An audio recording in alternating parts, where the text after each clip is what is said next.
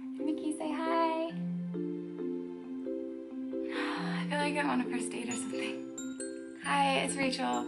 I post videos once a year on this channel. I know it has been quite a long time since I have been on this YouTube channel. I attempted to make a little comeback last summer, but y'all see how that went. Okay, I have a lot of reasons for my 2-year YouTube hiatus, but I'll get into that.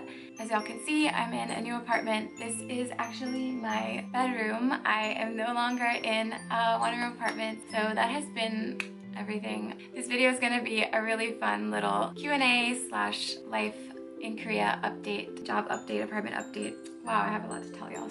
So much has happened since 2 years ago when I was posting once a week. Okay, let's just get started. I asked y'all to ask me questions last night on Instagram and I got a ton of really good questions. I don't think I can answer all of them, but I will save a lot of them for later videos because I am not creative, so I got my phone right here. Let me see. Let me just start with why you been gone? Girl, I've been gone.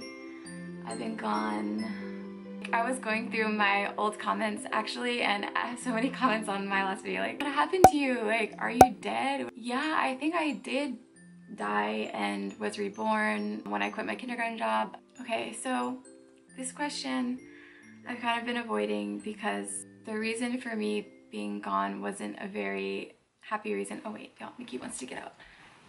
Okay. So as I was saying, my reason for leaving YouTube was summer of 2017 when I posted my last videos.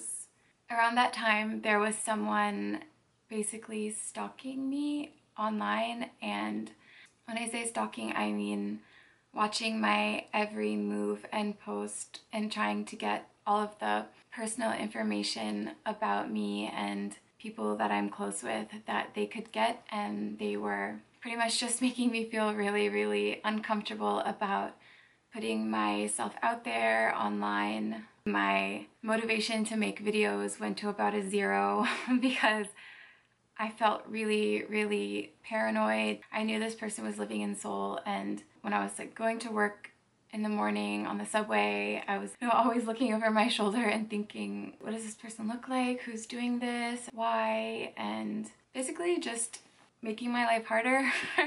So that's when I decided to delete quite a bit of my old videos, including my old apartment tour, which, yeah, as y'all can see, I don't live there anymore, so I put it back up. I just felt very unsafe continuing to make videos on YouTube, so that is why I stopped. And this went on for the majority of 2017 until things kind of got resolved at the end of the year, that year, when I did find out who was behind all of these things that were happening to me. So sorry, I didn't really want to talk about it. Everyone commenting like, when's the next video? And like, where are you? What are you doing? And I was just trying to live my life. I don't know, trying to like continue living my life knowing that this person was out there. But anyways, that is over, and that wasn't the only reason, but that was the main reason, 99% of it. But the other bit of it, I was also working full-time, as I have been the entire 5.5 or so years that I've been in Korea, up until recently when I did quit my kindergarten job, which I'll talk about that more. But I had this safety issue, and I also was working full-time, so when I left for work in the morning, it was actually dark, and when I arrived back home, it was dark, so I couldn't really make the videos that I wanted to make during the week. And on the weekend, I couldn't really bring myself to get myself ready and go do something that would be fun for a video, because at that time, I pretty much was staying home the entire time that I wasn't working because of what was going on in my life. So y'all should know that at that point in time when all of this was going on and I was contemplating quitting YouTube, I think I had around 20-something thousand subscribers, maybe 30,000 subscribers, which is a really incredible number, but it's not a number in my mind where I would have thought that this kind of thing could happen to me at any point in time, like no matter how many subscribers I would have. But The fact that I did have less than around 30,000 subscribers at that time really helped solidify my decision to quit making YouTube videos, because I pretty much thought, okay, so if this is what being on YouTube is like, then this is not for me. I can't do this. I know this happens to a lot of other people, but maybe a lot of people don't talk about it, or I don't know. I feel like I can make another full video on this, but I didn't really want to get too much into it because this is supposed to be a positive video. But no, everything's fine now. I'm good. I'm so much happier. I'm in a 500% better place than I was at that time. So it's really crazy how much has changed. And okay, I'm gonna get to the next question. I need to stop being so dramatic. Where are you going to travel next? God, I have so many places that I want to travel to. I visited Tokyo recently with my sister. I visited home, New Orleans. Over Christmas, there's so many places even in the US that I haven't been to. I've been to like every southern state, and that's about it. I would love to go to Vietnam again because the food was so incredible when I visited there last summer. Yeah, I need a coconut. So I got this question a bunch. People asking me if I'm still working as a teacher. I was teaching at a kindergarten full-time up until the last day of February. So for those of you who don't already know, I decided to try and start my own business here. Actually, along with my twin sister, who I'm working with like over Skype basically. Yeah, we started our own accessories company called Twice Shy, and I'll get more into that later, but for those of you asking, that is my new job. It has been the most incredible thing, and I have no money right now, but I'm so much happier than I was, mainly because I'm finally doing what I want to do. I'm not saying that teaching was terrible at all, but I majored in fashion merchandising and marketing in university, so I always had that kind of dream of starting my own fashion business in some way or another, but I kind of thought it wasn't possible. I'm not really the kind of person to make big decisions or anything like that, actually, so it took me almost a year to get things ready and actually open globally, which happened on April 12th. Y'all check out Twice Shy Shop on Instagram and twiceshyshop.com for cute and affordable earrings like these Celeste abstract dropped earrings.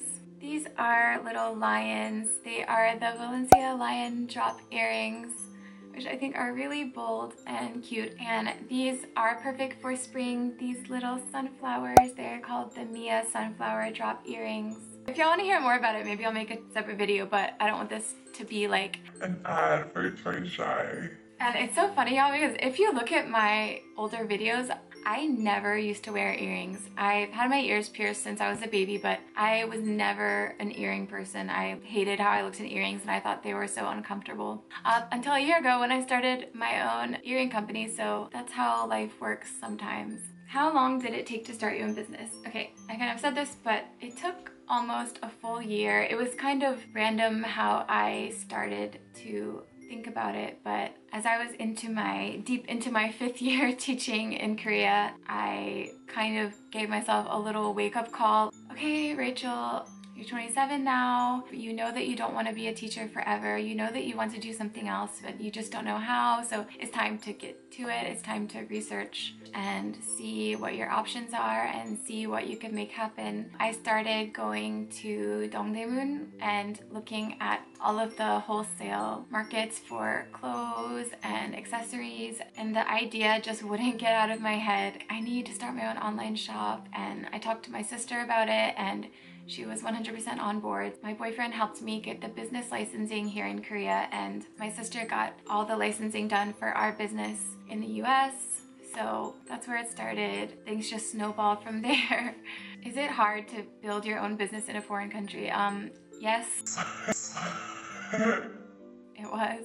I mean, we just recently opened, but I think the hardest thing was actually just taking the jump and deciding to do it. There are so many things that I didn't know and I still don't know and that I'm learning along the way. And also the financial aspect of it. It's not extremely easy for foreigners to get loans here in Korea. So all of the money that I've put into Twice Shy and that my sister has put into Twice Shy has been our own personal money, and everything, the site, all of the marketing, like I'm sitting there watching Photoshop tutorials. You know what? That's one of the good things about this generation is you can literally find out anything online. Anything that you want to learn how to do, Google it, search on YouTube, and you got it. I'm editing the video right now.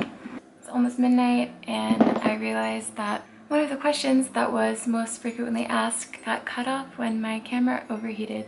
I really wanted to answer that really quick. That question was basically, do you see yourself staying in Korea long term? I mean, long term can mean many different things, but as I do have an apartment that I love here, a boyfriend that I love here, my company now that I love, and my puppy is here, and my friends are here, and a lot of things I love are here. Also, I have a family that I love that's not here, and I really do love living in the US. I would love to live in a bigger city in the US one day, so I can't say that I will be in Korea indefinitely as an old grandma walking around the streets of Seoul, but who knows what's gonna happen? I really don't know, so we will see.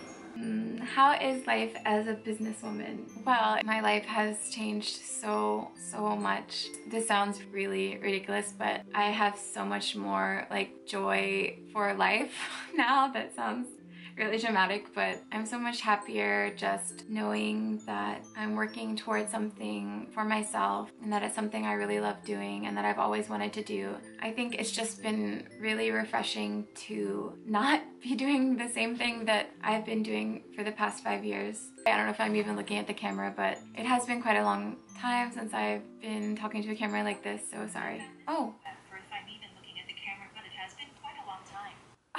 Siri, I'm sorry. No, I wasn't talking to you. That scared me. One of the best things is actually working together with my sister because I've always wanted to start an online shop with her, and it's just insane to me that we actually did it. We both have no money, but we love every second of it. So please support Twice Shy.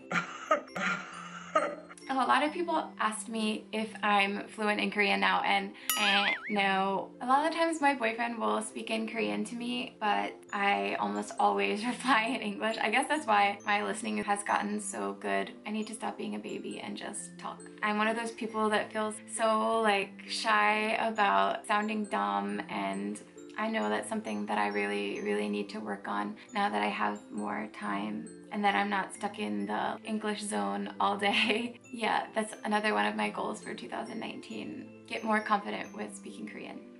What's your favorite outfit or accessory to wear? Like I was saying earlier, I never ever used to wear earrings, but when I started to create Twice Shy, I started buying and testing lots of different earrings, and I learned to appreciate a good earring. You can literally be wearing a plain t-shirt and jeans and then put on an interesting pair of earrings, and it really just changes the vibe, changes your whole look. So earrings are really a nice cheap way to elevate your look, elevate your style. So interesting earrings, and this fall and winter I was really loving colorful different pattern blazers, which is really boring, sorry. I visited for the first time this area of Seoul called Dongmyo, and they have lots and lots of vintage shops where you can get really affordable vintage and new clothing items. So I ended up buying a ton of blazers there and just like have been putting them on with different shirts and jean combos and skirts. They were all from 10,000 won to about 25,000 won. So